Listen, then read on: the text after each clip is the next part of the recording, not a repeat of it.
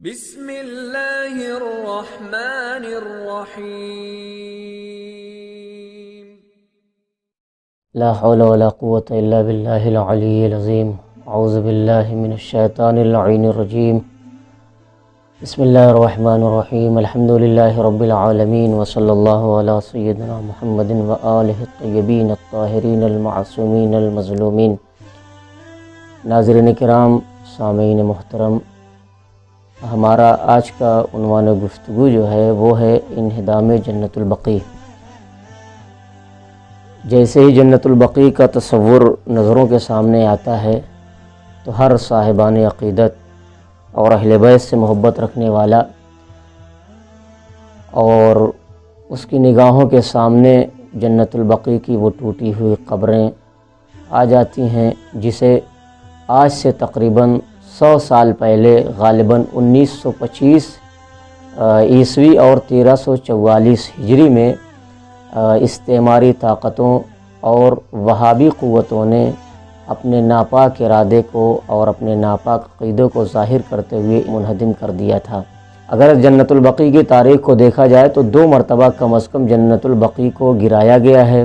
پہلی دفعہ جنت البقیع کو جو مسمار کیا گیا تھا ظالموں اور وہابیوں اور ناہنجاروں کی طرف سے، وہ 1805 عیسوی 1220 ہجری، تقریباً 200 سال، سوا 200 سال پہلے، 2 صدی پہلے آج سے جنت البقیع کو وہابی اور سلفی طاقتوں نے اپنے ظلم و استبداد کا اظہار کرتے ہوئے منہدم کیا تھا۔ اس کے بعد عثمانی خلافتوں نے پھر قبضہ کیا، وہ طاقت میں آئے، پاور میں آئے، اور انہوں نے دوبارہ مسلمانوں نے جنت البقیع پر قبے تعمیر کیے، مزارات تعمیر کیے، روضے تعمیر کیے۔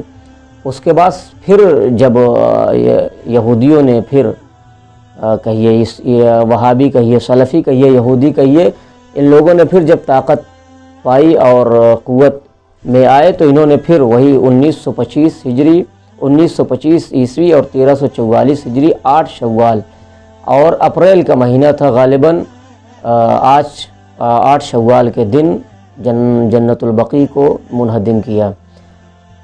اچھا، جس حدیث کا سہارا لے کے اگر یہ تفصیلی بحث کی جائے تو یہ دیکھا جائے کہ جس حدیث کا سہارا لے کر یا جس راوی کے ذریعے سے انہوں نے جنت البقیع، یا عام طور سے یہ کہا جائے کہ قبروں پہ مطلب قبے بنانا، انہیں پکا بنانا، پختہ کرنا، یہ ان کے ہاں جائز نہیں ہے۔ وہ حدیث جو مولا کائنات سے انہوں نے روایت کی، ابو الحیاج راوی جو ہے، اس میں ایک لفظ آئی ہے اس حدیث کی، ولا قبورا الا سویتہ۔ اس حدیث کو سہارا لے کر انہوں نے تمام قبروں کو، عام طور سے خصوصاً ان قبروں کو جو اہل بیت سے منسلک تھیں، جیسے جنت البقیع ہے، میں آگے بتاؤں گا کتنی قبروں کو انہوں نے منہدم کیا ہے، اپنے دور حکومت میں اور اپنے ظلم و استبداد کا نشانہ بنایا ہے۔ تو جنت البقیع کو انہوں نے منہدم کیا ہے اسی حدیث کے ذریعے سے کہ کوئی قبر زمین پر باقی نہیں رہنی چاہیے، مگر یہ کہ اسے زمین کے برابر کر دینا چاہیے۔ عزیزان گرامی، آپ خود جانتے ہیں کیا قبروں کا احترام کرنا، کیا ان پر قبے بنا، خاص طور سے اولیاء خدا کے لیے اگر دیکھا جائے تو کیا قرآن میں قبروں پہ قبے بنائے گئے ہیں یا ان پر مسجدیں تعمیر کی گئی ہیں؟ تو اگر دیکھا جائے تو اس حدیث کی کوئی وقعت نہیں ہے، اس لیے کہ راوی ابو الحیاج جو ہے وہ علماء نے بھی لکھا ہے کہ یہ راوی صحیح نہیں ہے، اور جب راوی صحیح نہیں ہے تو ظاہر سی بات ہے وہ اعتبار اور عقیدے کے اعتبار سے دونوں وہ نگاہوں اور نظروں سے گرا ہوا ہے۔ تو جنت البقیع جسے کہا جاتا ہے، ایک قبر کو منہدم نہیں کیا وہابیوں نے اپنے دور حکومت میں، بلکہ بہت سی قبریں جو مکے میں تھیں ان کو بھی اپنے ظلم کا نشانہ بنایا ہے، اور جو مدینے میں جنت البقیع قبر ہے اسے بھی اپنے ظلم کا نشانہ بنایا، اور خود جدہ میں جو جناب حوا جو ام البشر کہی جاتی ہیں، کائنات میں سب کی اماں کہی جاتی ہیں، ان کی قبروں کو بھی انہوں نے منہدم کیا ہے۔ اور مکے میں جو بہت سی قبریں تھیں اس کو بھی منہدم کیا، جیسے جناب عبد المطلب، جناب ابو طالب اور بہت سے جناب خدیجہ وغیرہ کی قبروں کو انہوں نے منہدم کیا ہے۔ اور خصوصاً جنت البقیع سے دشمنی آپ سوچ سکتے ہیں، یہ مسلمانوں کے عقیدے کی بات ہے، یہ اسلام کے عقیدے کی بات ہے، اس لیے کہ یہ صرف شیعوں کا احتجاجی پروگرام نہیں کہ شیعوں کو کھڑا ہونا چاہیے کہ جنت البقیع کی تعمیر ہو اور وہابیوں اور سلفیوں کے خلاف اپنے اقدامات کو ظاہر کرنا چاہیے، احتجاجی جلسے کرنا چاہیے، نہیں یہ صرف شیعوں کا کام نہیں، بلکہ یہ جناب فاطمہ زہرا جو مرسل اعظم کی اکلوتی بیٹی اور آپ کے 4 نواسے اور فرزند وہاں دفن ہیں، اور صرف فرزند ہی نہیں بلکہ جناب ابراہیم آپ کے جو فرزند تھے ان کی قبر بھی وہیں ہے، اور بعض امہات المومنین کی بھی قبریں جنت البقیع میں ہیں۔ ازواج رسول جو ہے مسلمان صحابیت کا کلمہ پڑھتا ہے کہ ہم صحابی کو مانتے ہیں، آپ اگر دیکھیں تو یہاں صحابیوں کی بھی قبریں ہیں، جیسے جابر ابن عبداللہ الانصاری کی قبر ہے، عثمان ابن مظعون کی قبر ہے، اسد ابن زرارہ کی بھی قبریں ہیں۔ تو جنت البقیع صرف شیعوں کے عقیدے کے اعتبار سے محترم اور مکرم مزار نہیں ہے، بلکہ سارے مسلمان کا عقیدہ ہونا چاہیے اور جنت البقیع سے ان کا لگاؤ ہونا چاہیے، اس لیے کہ وہاں مسلمانوں کے نامور صحابی بھی دفن ہیں، پیغمبر کی اولاد بھی دفن ہے۔ عزیزان گرامی، کیا قبروں پہ قبے بنانا؟ پیغمبر اسلام نے راستے سے گزر رہے تھے تو لوگوں نے پوچھا یا رسول اللہ کچھ تلاش کر رہے ہیں؟ کہا ہاں میں اپنے صحابیوں کے دفن ہونے کی قبر کو تلاش کر رہا ہوں۔ تو پھر بقیع کی طرف سے گزرے تو انہوں نے فرمایا مجھے اس جگہ کا حکم دیا گیا تھا کہ میں امرت لہذا الموضع، مجھے اس مقام کا حکم دیا گیا تھا۔ تو بقیع کی ایک اپنی شان ہے، اسے بقیع غرقت پہلے کہا جاتا تھا۔ یہاں اوسج ایک درخت ہوتا ہے، اس کے بہت سے درخت وہاں تھے، اسی وجہ سے اسے غرقت کہا جاتا ہے، غرقت اوسج کے درخت کو کہا جاتا ہے۔ پھر بعد میں اسے جنت البقیع اس لیے کہا گیا کہ یہاں ائمہ کے دفن ہونے کے بعد خصوصی طور پر اس کا نام بدلا گیا اور اسے جنت البقیع کہا گیا، یعنی جنت کا ایک ٹکڑا ہے، ایک باغ ہے۔ اور ظاہر سی بات ہے جہاں رسول، اولاد رسول دفن ہو جائیں، اہل بیت دفن ہو جائیں، وہ حقیقی طور سے وہ جنت کا ٹکڑا کہلانے کے لائق ہے۔ تو آئیے میں آپ کو بتا دوں کہ جنت البقیع جو ہے کیا قبروں پہ قرآن کے منافی ہے؟ قبروں پہ قبے بنانا، ذریعے بنانا، مزارات بنانا یا قبروں کو پختہ کرنا؟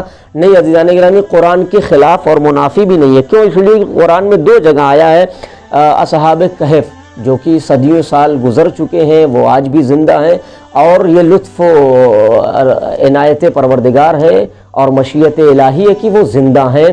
اور جہاں قرآن مجید نے ان کا 2 جگہ تذکرہ کیا ہے، وَبْنُوا عَلَيْهِمْ بُنْيَانًا، جب اختلاف ہوا لوگوں میں تو اور جب ان کی پتہ چلا کہ یہاں اصحاب کہف جو ہو حکومت سے بھاگ کر یہاں آ کر پناہ لیے ہوئے ہیں، تو ان سے کہا گیا ابنوا علیہم بنیانا۔ تو اس وقت کی حکومت نے اس وقت کے مسلمانوں سے، جو صاحبان ایمان تھے مسلمان، ان سے کہا گیا کہ یہاں آپ کیا بنائیے؟ بنیاد بنائیے، گھر بنائیے، مقامات بنائیے۔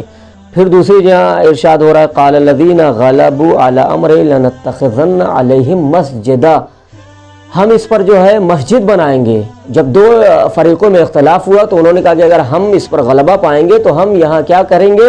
مسجد بنائیں گے۔ تو دیکھا آپ نے اصحاب کہف کیا ہیں؟ یہ اللہ کے بندے ہیں جو ظالم اور خدا کے خلاف جو حکومت اس وقت قائم تھی، جو شرک اور بت پرستی میں غرق تھے، انہوں نے جب غیر اللہ کی طرف بلایا تو یہ بھاگ کر اللہ کی طرف آئے اور اللہ سے لو لگائی۔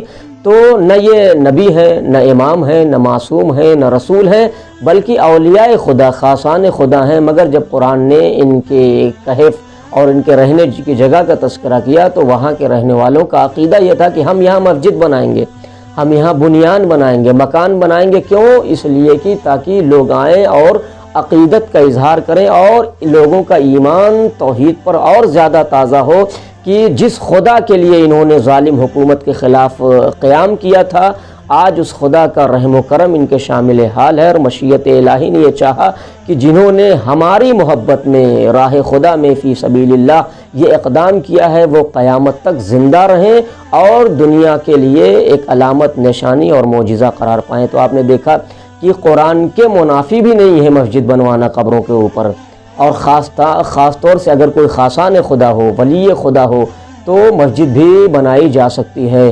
تو جنت البقیع جو اس وقت دکھائی دے رہا ہے، 100 سال پہلے ایسا نہیں تھا، بلکہ سارے ائمہ کے مزارات پر قبریں بھی بنی ہوئی تھیں، گنبد بھی بنے ہوئے تھے اور سفید قبے بھی ان پہ نظر آتے تھے۔ اور یہاں بہت سے خاصان خدا جیسے ہمارے امام حسن اور امام محمد باقر اور امام زین العابدین اور امام جعفر صادق اور خود مرسل اعظم اور حبیب کبریا سرکار دو عالم کی اکلوتی بیٹی جناب فاطمہ زہرا کی قبر ہے۔ اور مسلمان جیسے کہتے ہیں کہ 4 بیٹیاں تھیں تو چاروں بیٹیاں یہاں مدفون ہیں، اگر صرف جناب فاطمہ زہرا سلام اللہ علیہ کو نہ کہا جائے تب بھی 4 بیٹیاں یہاں پیغمبر کی، 3 بیٹیاں جو مسلمان کہتے ہیں جناب زینب، رقیہ اور ام کلثوم، یہ سب یہاں دفن ہیں۔ تو یہ صرف مسلمانوں کا عقیدتی اعتبار سے یہ مرکز نہیں، جنت البقیع برقی سارے مسلمانوں کا، شیعوں کا نہیں، سارے مسلمانوں کا عقیدتی مرکز ہے۔ اور آپ دیکھیں یہ رسول اسلام کا طرہ اور معیار رہا ہے کہ ایک مرتبہ اپنی مادر گرامی کی قبر سے گزر رہے تھے تو سرکار دو عالم نے جیسے ہی ماں کی قبر کو دیکھا روئے، اور روتے ہوئے اصحاب بھی رونے لگے۔ تو یہ رسول اللہ کی سنت ہے کہ قبروں کی زیارت کی جائے، ان پہ جایا جائے۔ اور اگر دیکھا جائے تو روایتیں بہت سی ہیں جو اس بات کی طرف اشارہ کرتی ہیں اور دلالت کرتی ہیں کہ قبروں کی زیارت کی جائے اور وہاں جایا جائے، قرآن کی تلاوت کی جائے۔ اچھا، اب 2 واقعات مجھے تاریخ میں ایسے ملے جن سے یہ ثابت ہوتا ہے کہ یہ بنی امیہ کی فطرتی سازش رہی ہے کہ وہ یہ چاہتے تھے کہ اہل بیت کی قبروں کو منہدم کر دیا جائے۔ پہلا واقعہ ابو سفیان جب برسر اقتدار بنی امیہ ہوئے تو ابو سفیان سید الشہداء حضرت حمزہ شیر خدا کی قبر کے پاس سے گزرا تو اس نے قبر کو ٹھوکر ماری۔ دیکھ رہے ہیں قبر کی بے احترامی، یہ بنی امیہ کا طرہ اور امتیاز ہے، یہ ان کی نجس عادت اور ناپاک ارادہ ہے۔ جیسے وہ گزرا اس نے قبر کو ٹھوکر ماری اور جناب حمزہ سے قبر کو مخاطب ہو کے کہتا ہے کہ اے حمزہ، جس حکومت اور ریاست کے لیے تم نے ہم سے جنگ کی تھی، اپنا خون بہایا ہے، وہ حکومت آج ہمارے پاس ہے۔ دوسرا واقعہ ملتا ہے تاریخ کا بنی امیہ کے مروان ابن حکم، جس کے باپ کو رسول خدا نے مدینے سے مکے سے شہر بدر کر دیا تھا۔ وہ بقیع سے ایک صحابی عثمان ابن مظعون ہے جن کو پیغمبر نے دفن کیا تھا، اور ایک تختی لگا دی تھی تاکہ یہ نشان قبر باقی رہے اور پتہ چلے کہ میرے خاص صحابی کی قبر ہے۔ تو پیغمبر وہاں سے گزرے تختی لگائی ان کے بعد، اور جب یہ مروان گزرا ہے تو اس نے جو ہے وہ تختی نکال کے پھینک دی۔ تو لوگوں نے کہا کہ تم نے اس علامت اور اس نشانی کو اس کی قبر سے پھینکا ہے، پیغمبر نے جو لگائی تھی، تمہاری ہمت کیسے ہوئی، تو تم دوبارہ وہاں رکھو۔ تو اس نے منع کر دیا۔ تو آپ نے دیکھا کہ 2 سیرتیں، ایک سیرت پیغمبر کی ہے جہاں پیغمبر یہ کہتے ہوئے نظر آ رہے ہیں ان اللہ قد امرنی ان ازور و استغفر لاہل البقیع، مضمون روایت ہے، بہت سی روایتیں ہیں۔ پیغمبر نے کہا کہ مجھے حکم دیا گیا ہے کہ میں جنت البقیع کی زیارت کروں اور جو یہاں مدفون ہیں ان کے لیے استغفار کرتا رہوں۔ تو یہ پیغمبر کی ایک طرف سیرت ہے، ایک طرف مروان اور بنی امیہ ابو سفیان کی سیرت ہے جو قبروں کی بے احترامی کرتے ہیں، ایک طرف پیغمبر کی سیرت ہے۔ اب یہ مسلمانوں کا فیصلہ ہے کہ وہ کس طرف جانا چاہتے ہیں، کیا پیغمبر کے نہج پر ثابت قدم رہنا چاہتے ہیں یا بنی امیہ کی سیرت کو اپنا کر بنی امیہ کا ساتھ دینا چاہتے ہیں۔ تو یہ مسلمانوں کا حق، جنت البقیع سے صرف شیعوں کا لگاؤ نہیں بلکہ عقیدتی اعتبار سے دیکھا جائے تو یہ سارے مسلمانوں کا مسئلہ ہے، اور ہم اپنا یہ احتجاجی جلسہ یا یہ احتجاجی بیان درج کروانا چاہتے ہیں تاکہ تاریخ میں یہ رہے کہ ہم پیغمبر کے ساتھ ہیں، قبروں کا احترام کرنے والوں کے ساتھ ہیں، اور ان لوگوں کے ساتھ ہیں جو قبروں کا احترام کرتے ہیں، پیغمبر کے ساتھ ہیں۔ ہم بنی امیہ، مروان اور ابو سفیان کے ساتھ نہیں ہیں۔ وآخر دعوانا ان الحمد للہ رب العالمین۔